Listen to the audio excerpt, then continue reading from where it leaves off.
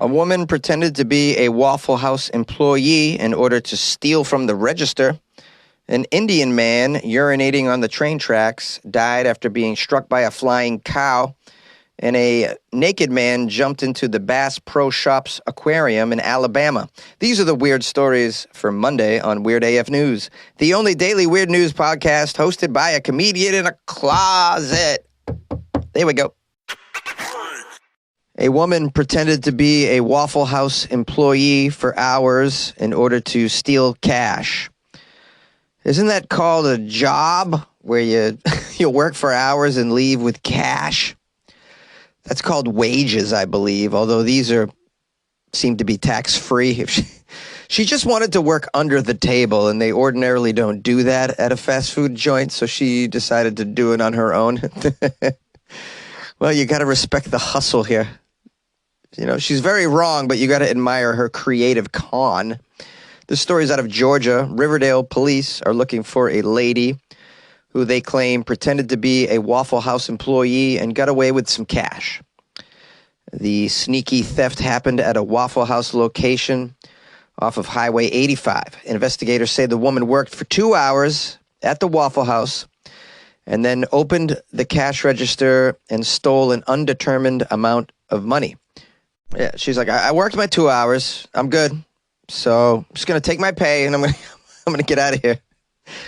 She wanted to work at the Waffle House. She just wanted to bypass that long, annoying interview. And now she can put experience on her resume. I mean, she worked there, albeit for just a couple of hours. Cut to her next job interview. Oh, my greatest strength? Definitely showing initiative. Yeah. Oh, my greatest weakness? Unfortunately, getting caught. Where do I see myself in 5 years? I'll probably be impersonating your position, sir. Now, the police say that this woman is still on the loose. The woman who stole those waffle wages, the Waffle House impersonator, is on the loose, and they would like help identifying her. They've shared a surveillance photo of the woman. She's seen wearing the trademark Waffle House hat in the photo on top of what looks like a wig. I wonder if she showed up with the hat, if it was her own hat, or did she knock out an employee behind the building when they were taking out the trash, and then she put on the hat and the outfit and then went into the Waffle House? Yeah, it's a great way to infiltrate enemy territory. You see it happen in movies all the time, like Star Wars, for instance. Remember, they knock out the stormtroopers, they put on the stormtrooper outfits, and then they proceed to infiltrate the Death Star. No word on what position at the Waffle House this woman worked. Was she working the waffle makers, bussing tables? She seems familiar with how a register works, so perhaps she was working up front. Did she learn the table numbers? And did she roll utensils before she ran away? God, so many questions. So many questions on the waffle lady. This reminds me of that scene in Seinfeld where Kramer starts working at an office that did not hire him. And then at the end of the episode, the guy tries to fire him. And he says to Kramer, there's just no way we can keep you on. And then Kramer says, but I don't even really work here. And the guy says, that's what makes this so difficult. Such a great episode. An Indian man urinating on the train tracks dies after being hit by a flying cow. This is the most Indian headline of all time. It has to be. But if you replace train with jet ski and cow with manatee, it then becomes the most Florida headline ever, right? So we have here a pensioner. So an elderly Indian man was killed when he was struck by a cow that was tossed 30 meters up in the air. After the cow was hit by an express train, it landed on the Indian man who was urinating on the train tracks. I mean, holy cow, how does this even happen? This story, if anything, is not utterly mundane, I'll say that. And this guy had really piss poor timing, can we agree? And he forgot to move as well. That's a problem. But he definitely, in the end, received some bovine punishment, would you say? Okay, I don't mean to milk this pun thing. Milk the pun thing. All right. We have to the story. We have a freak accident is what they're calling. It happened when Mr. Shivdayal Sharma, age 82, he was relieving himself on the railway tracks in the city of Alwar at India's northern state of Rajasthan. The former railway employee, he's a former railway employee as well. I mean, the irony there. He was hit by the animal, meaning the cow, and died on the spot. The cow just was wandering on the train tracks, it seems, when it was hit. It's very strange. For a country whose religion considers cows so sacred, they're sort of a little lax with where they put them, wouldn't you say? Just roaming all over the place. Another man who was also relieving himself nearby, not hit by the cow, I assumed, says this man narrowly escaped from being hit by the flying animal as well. That's a strange thing to witness your buddy while he's pissing. Just get struck by a cow and die. That's very odd. Probably having some mundane, urination conversation. Yeah. Just like, oh, yeah, hey, anyways, I know this great place where they got, have you had butter coffee? Yeah. Well, we'll go later. We'll get some butter coffee. It's funny. You would never think that putting butter in coffee would just make the taste so amazing. But and then the cow lands on him and he's dead, just like that.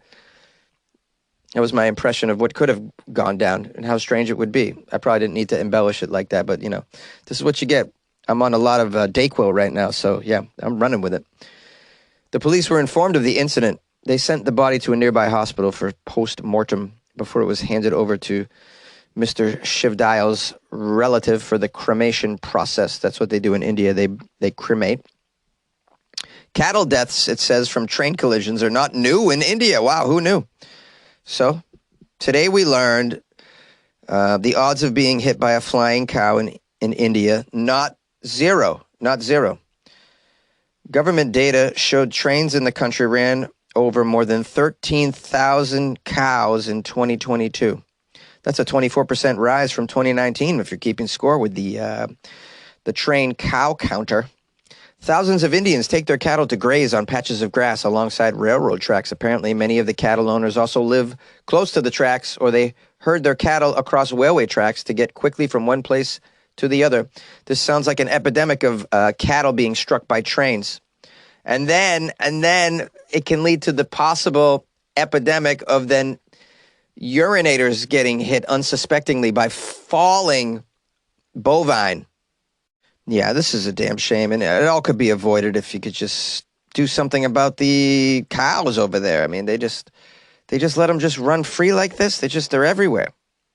Even the cows that aren't part of cattle, the old cows, because they're so sacred, they don't kill them, they don't eat them. They'd probably just give them a kick in the ass and go, get on, and then they just roam down the sidewalk, and now you have another old cow roaming the sidewalks, roaming the streets, all over the place. And imagine the frustration. You go to park, you pull into Whole Foods, there's a cow in the spot, you're trying to it's the last parking spot, and there's just a moo-moo chilling in the spot, and you can't punch it, you can't be violent with it, you can't do it. They're sacred. You'll go to the Indian hell if there is one, if you hurt the cow. So you just got to live with all these cows. I thought squirrels were annoying. Yay! Want to create a podcast? Spotify's platform lets you easily make, record, distribute a podcast everywhere, even earn money, all in one place and for free. It's called Spotify for Podcasters. Record and edit on your phone or computer, send it to Spotify and everywhere podcasts are heard. They even have video podcasting options as well. Spotify for Podcasters allows you to earn money with ads and subscriptions too. Best of all, it's free. Try it. Download Spotify for Podcasters or go to spotify.com/podcasters to get started. And good luck with your podcast. Good luck with your life, man. An Alabama man was arrested for taking off his clothes and jumping into the Bass Pro Shop aquarium. Some people handle the Alabama football losses much, much different. Or this could have been he lost a fantasy football league, and this was what he was forced to do as the loser. We usually make the loser of our fantasy football league do some strange dare. That could have been involved as well. But let's not jump to conclusions. Let's find out what's going on. Maybe just Alabama man is trying to get into the Florida man big league here with this event. We have a man arrested after he ran his car into a pole outside of the Bass Pro Shop first. In the parking lot, he removed his clothing, ran inside the Bass Pro Shop, jumped into the indoor aquarium. This was right around closing time on Thursday. Oh, and the Darwin Award nomination goes to the Bass Pro Shop Aquaman. Give it up for him for taking it to a whole new level. Okay, so the guy gets naked, jumps into the aquarium here. I mean, you never know how a lonely man is going to react upon seeing a largemouth bass, guys. I mean, they're pretty sexy, those mouths. Okay, according to the police chief, Paul Irwin, they say this 42-year-old Alabama man intentionally ran his car into the pole in the parking lot. Oh, get this, with his family in the car. Happy holidays. He then ran out of the car, took his clothes off in the parking lot, and jumped into the Bass Pro Shop pond. They call it a pond, but it's an aquarium. I watched the video. It's a giant aquarium. I want to know what happened before all of this. Was there an argument with the family? Family time around the holidays gets stressful. Maybe this guy got these kids some great gifts for Christmas and they did not appreciate it. He's like, I'm just driving to this pole. Don't appreciate me. I'll show you. I'll go out in the parking lot, make some snow angels, then I'll take off my clothes. And then that's not all. I'll go into the Bass Pro Shop and jump into the aquarium. I'll do a cannonball. See how you appreciate me now. See if you appreciate your father when I'm doing time. Now, there's some video that was taken by bystanders inside the Bass Pro Shop, and I watched the entire video. You could see the Bamaman do the cannonball into the aquarium and then stand under the waterfall. He's just having a zen moment. He just wants to get away from his family. It's been a rough season. Police officers arrive. They go up the stairs. They're speaking to the man. It sounds to me like he's saying something about butt sex in the video. Something about butt sex is what I took from it. He yells at the police and then jumps back does like another dive into the aquarium. Then he shouts something at the police. Then he tries to climb out of the aquarium, but then he falls on his head on the concrete floor and gets knocked out. I mean, it's not the most graceful exit. They handcuff him. And sadly, he's gone to jail. But he's also going to be evaluated mentally. He's had a breakdown of some sort. There's something wrong with him. I feel sorry for the guy, to be honest with you. And, this isn't the first time someone's taken off their clothes and dove into the aquarium at a Bass Pro Shop. This is probably the third or fourth I've come across in the past year, and the second that I've covered. What is it about that aquarium in there that makes people want to just dive in? And shouldn't Bass Pro Shops do something about it? Maybe bump your security around the aquarium now that you know this is a dare.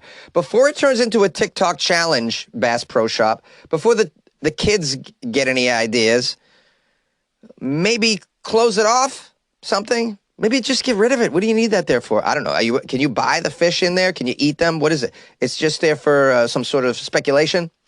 It's like a koi pond, but like on a whole new level. Just go with the koi pond. Koi ponds have been successful for thousands of years.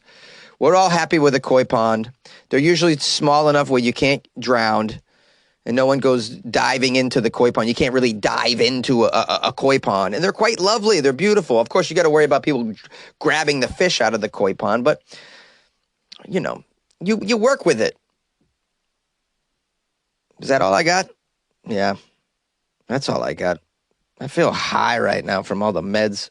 Yay! Ryan Reynolds here from Mint Mobile. With the price of just about everything going up during inflation, we thought we'd bring our prices down. So to help us, we brought in a reverse auctioneer, which is apparently a thing. Mint Mobile Unlimited Premium Wireless. How to get 30, 30, bit to get 30, bit to get 20, 20, 20, bit to get 20, 20, bit to get 15, 15, 15, 15, just $15 a month? Sold! Give it a try at mintmobile.com/switch. $45 up front for 3 months plus taxes and fees. Promo rate for new customers for limited time. Unlimited more than 40 gigabytes per month slows. Full terms at mintmobile.com. Hello, my friends and my loyal listeners of the Weird AF News podcast. Thanks for spending some time with me and the show, and thanks for putting up with my voice. I'm very much under the weather. I got very sick over the weekend and still that way. But anyways, we're still recording. We'll push through. We'll push through. As long as I can speak, I will continue to push through.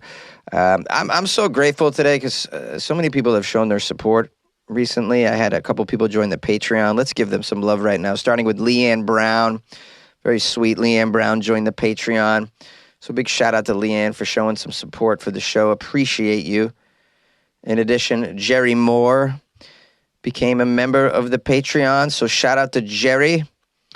I don't know where these people are from, but I'm gonna message you guys in the Patreon DM. You can DM the members. Find out where you guys live, learn a little bit about you, get to know you.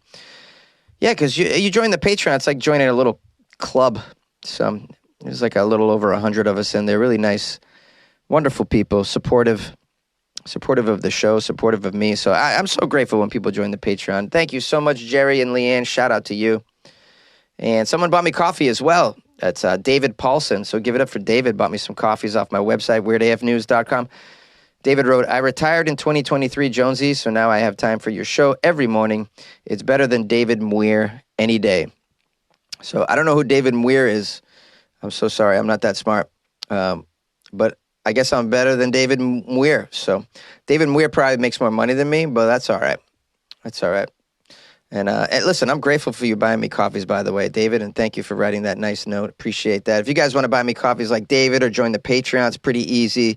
You can go to buymeacoffee.com/funnyjones. You can go to patreon.com/weirdafnews, or just go to weirdafnews.com. There's links for all these things. You can click on the coffee cup, or you can click on the Patreon banner. Do it that way. Anyways, appreciate the support. It feels good. I'm not feeling good, but I'm getting better, and I'll try to take fewer medications tomorrow. That way, I'm not so loopy. Because I don't know how this came out today, but I imagine it's not top shelf episode. It's not top shelf episode. Yes, I imagine not top shelf episode today. Yeah. Anyways, we'll try and I'm gonna get rest. I promise you, I'll get some rest. Anyways, I hope you're doing okay. I hope you're feeling all right. If you want to reach out to me and say hi, the number is 646-450-2012. My email is funnyjones@gmail.com, and my Instagram's @funnyjones. And thank you so much, and good luck with your life, man. Oh, man, that didn't even, I didn't say that with the amount of gusto that I usually say. Let me try again. Come on. Good luck with your life, man. It's a little better. Ah, damn it.